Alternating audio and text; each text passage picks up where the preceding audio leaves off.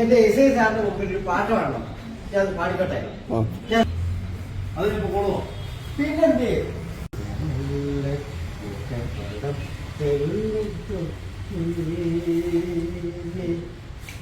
അറിയാമ്പൽ പൂവിനെ തൊട്ടുണർത്തി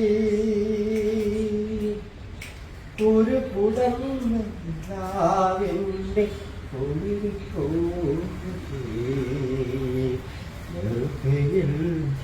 അരുമയായി ഉടഞ്ഞ ആരോ മുഖം തെള്ളുരുത്തി